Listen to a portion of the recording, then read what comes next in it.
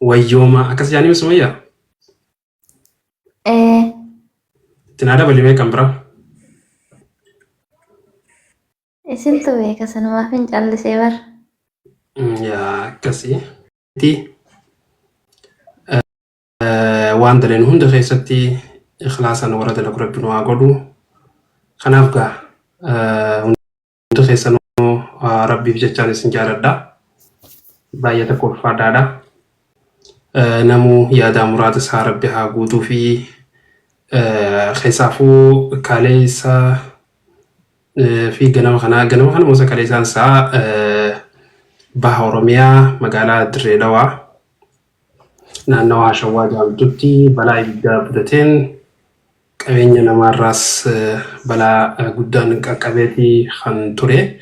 So alhamdulillahi keessaafuu magaalaan Dirree Dhawaa akkuma beekamutti kantiibaa gameessa hayyuu cimaadhaan kan hoogganamaa jirtu kantiibaa jechuudha. So qaamaan achitti argameeti viidiyoolee adda addaa argineeti turre.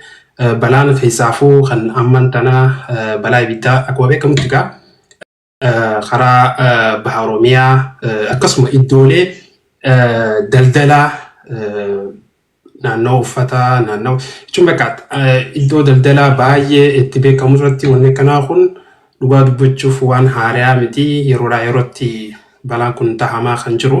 So egaa keessaafuu Dirree Dhawaa akkuma beekamutti naannawaa Shawwaa sanitti uummanni keenya jechuudha achi carraaqatee ilmaan isaatiin guddifachaa kan turedha. Guuturraa guututti iddoon san barbadaa'e gara Taayiwaan guddaa olitti illee ibiddi akka tasaa dhufu eegaa rabbiin furmaata fideeti kan turedha. Hedduu balaa ibiddaa hamaadhaati ture. So inshallah ta'ala balaa akkasiirraas rabbi nu haatisu biyya teenya rabbi nagaa nuuf haa godhu inshallah ta'ala. Kanuma gaa wanni jiru haalli biyya teenya keessa jirus wanni tokko tokkos gaanuma jiraataniif hunda keenyaahuu bakka jirutti balaa akkasiirraa illee rabbi nu haa qabu. Rabbiin nagaa nu haa godhu warroottan biyya namaa keessa biyya hambaa keessa jirtanis nagaan bobbaasee nagaa rabbis na haa galchu gara biyya teessanitti warra galuuf adus jechuudha.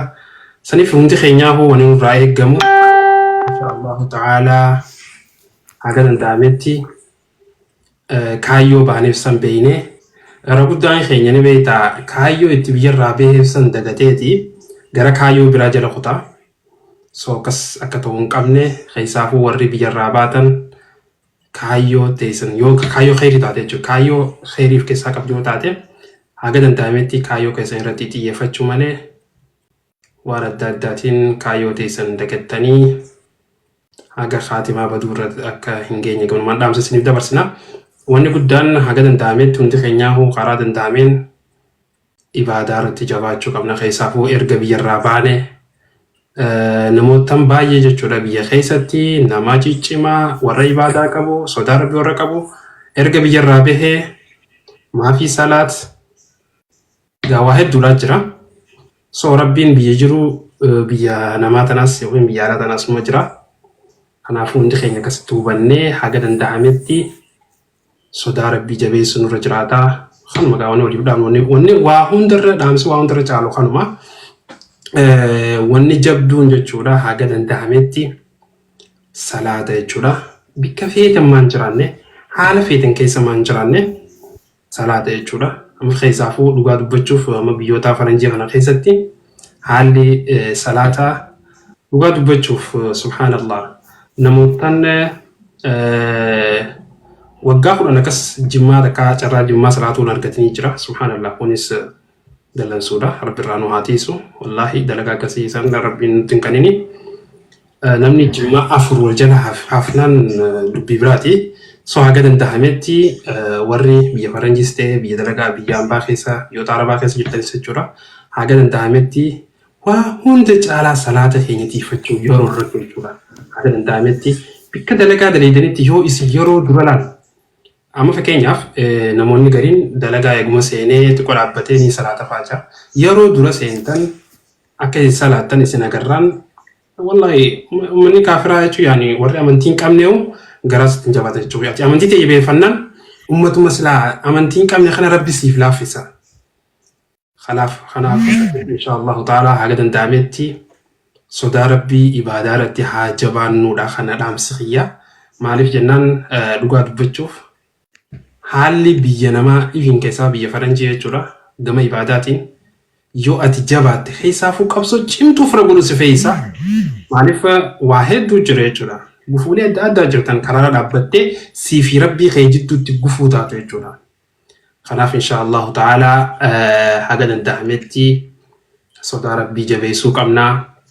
Dhugaa dubbachuuf ati jabaannaan ati diinirra nama jabaa taanaan bikka feetee homaan jiraanne iddoo feetee homaan jiraanne wanni salaatu dhorkuun jiru wanni ibaadaa rabbii dalagachuudha wanni dhorkuu tokko illee nuun jiru jechuudha atummaan jabaannaan yoo ati fil laaftee sheeyxaanaaf illee haalli mijatee jira lukkee siraa kaasa jechuudha.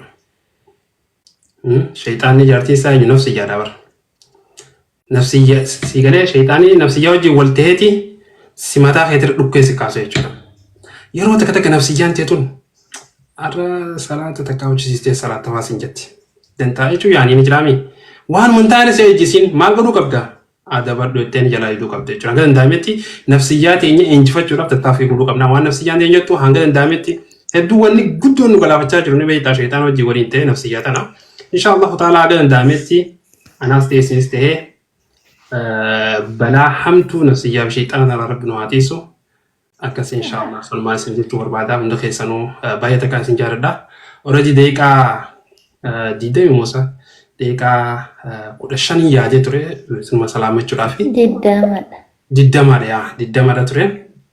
Kunoo gaa giifti tureen diyyaa deeqaa 20 kan gara duubaatii waliin haasofne 20 achi hin turu jeen ture garuu amma meeqatu hafe sume. Isin sababa garuu iyyuu hin qabne wallaahi. Garuu diddama waan guutumatti hin fakkaatu. Yaa akkas ture maaliif sooshaal miidiyaa keessaafuu laayivii tana hedduu dhiiseetiin jira. Diddiimaa sadarkaa guddaa qabu sadaqachuu jechuudha.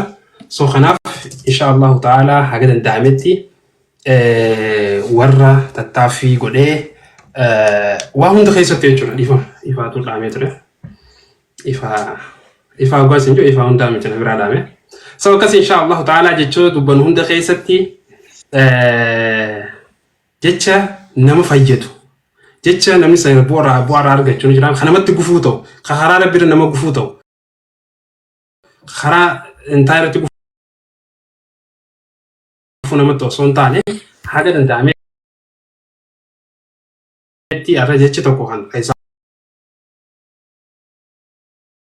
sooshaal miidiyaa kanarratti jechi tokko kan si afaan irraa bahee dhugaa dubbachuuf hin dhaabbatu sakandii muraasa keessatti addunyaa guutuurra wal ga'a.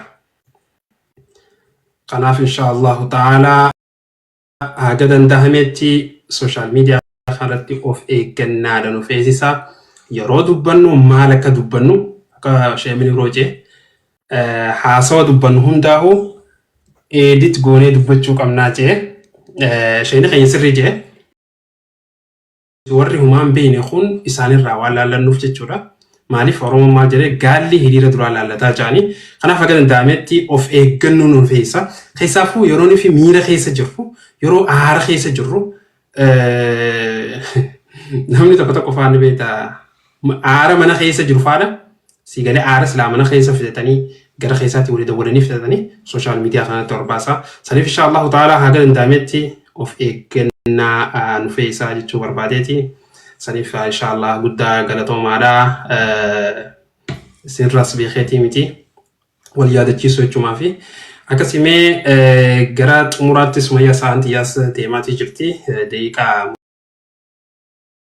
muraasa naafe mee maal jettaa too carraasee kanneen jira akkasuma bareetti teenye tanaafis carraa kanneen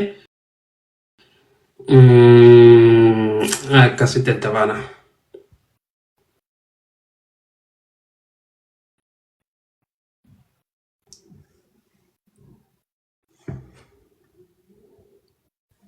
Okay, hinjiranisa.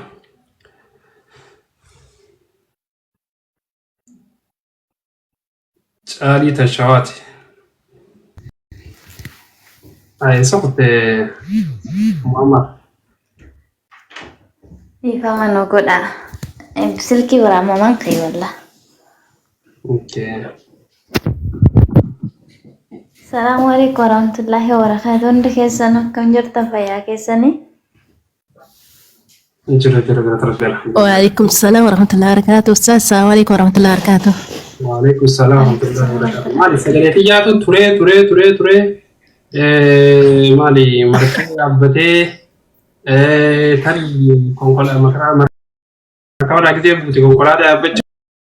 لا لا أستاذ سجلين كيسان انتو رجالو هذا وانا ندرس ليتواني بيكن وانت اللي سويتني Ati duba maal goota asirraa nu biraa?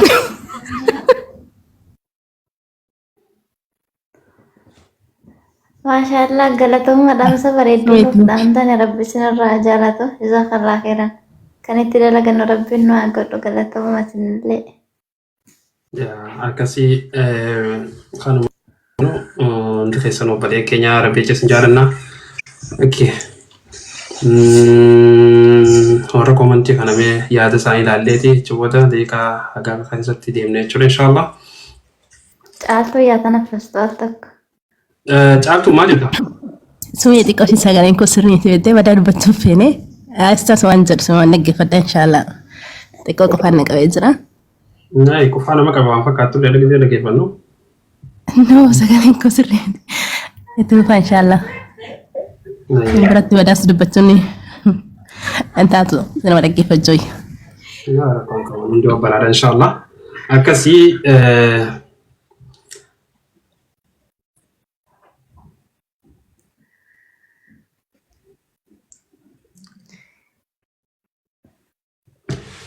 akkasii jama Sumayya.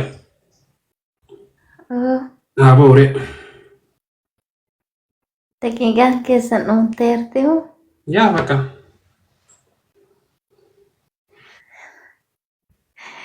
Ayyebbo. Leencoo nuti illee rabbii jecha si jaalanna.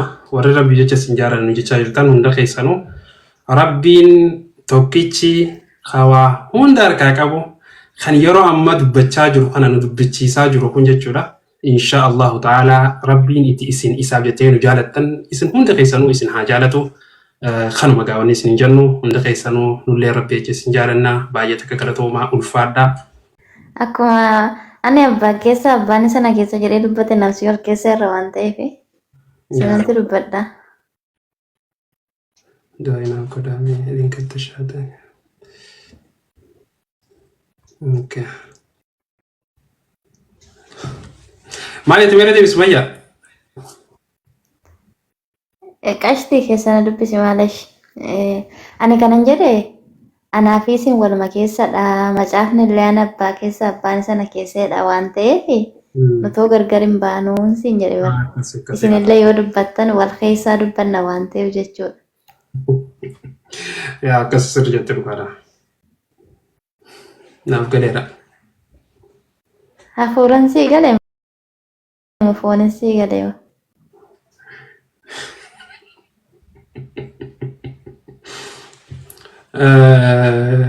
Hafuuraan naa galeera. Hafuura qulqulluu qabdu jechuudha maashaallah. Meeqee macaafarraa maal beektu? Ani macaafarraa dhugaa dubbachuuf amma gaa karooraan qabaa dubbisuudhaaf maaliif waan biraatu osoo ta'in dubbisuun baay'ee takka bareedaadha fakkeenyaaf namootaniif illee irraaf yaani barumsaaf illee ni beekta nama gara amantii islaamaa kana dhufuudhaaf illee waan takka ibsuudhaaf ati waa hundaa'u dubbisuun bareedaadha. Keessaafuu egaa Sumayyaa mana kiyyaa ti waliin dhufnee yeroo hedduu yeroo dhiyootti dubbisee akkaan fitu kana isin beeksisuun barbaada. Ani wanni irraa beeku ni beekta jechuun bikkuma abbaa fi ilmaa fi hafuuraa sanii. Laa amma laalee watsawwan hin taatu caqasa macaafaa keessaa macaafni keessa mee fakkeenyaa Yohaannis beektamoo Maariqos beektamoo wedduu caalu beektamoo kan beektame kanneen keessaa Maatiyoos hin beektamoo No, ani wedduu sanis nan dhaga'ee nama haasa'u hin dubbisne garuu akka takka dubbiseetiin yeroo ittiin arganne yeroo dhaga'u wedduu sanis waan biraa jaanii hin dubbisne. Ati Maatiyos sadiitu qaalamoo maali gaa?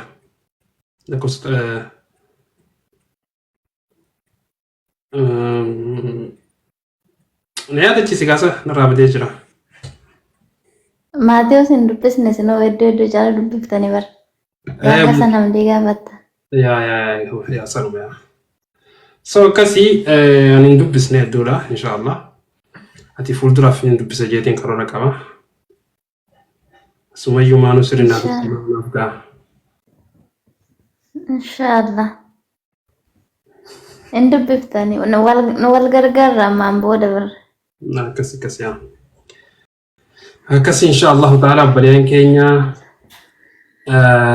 rabbii yaada muraada keessan ifaa guutu hunda keessan baay'ee galatoomaadha ulfaadhaadha.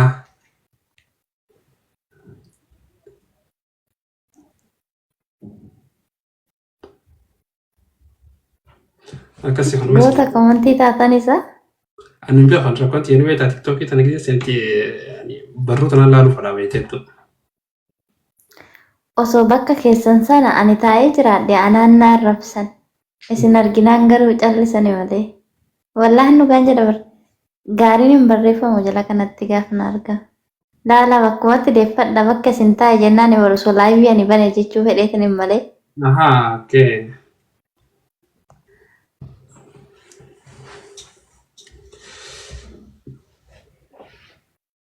Akkas inshaallah.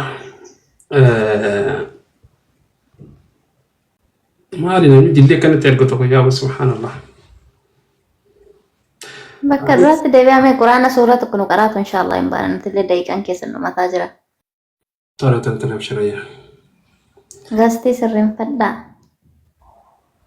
Gastiidha. Akka duraatti deeffadhaa. Anoo xiqqisheechee si ilaaluun fedhu sanumaa fedha. Amma ajandaa maa goota. Akkam.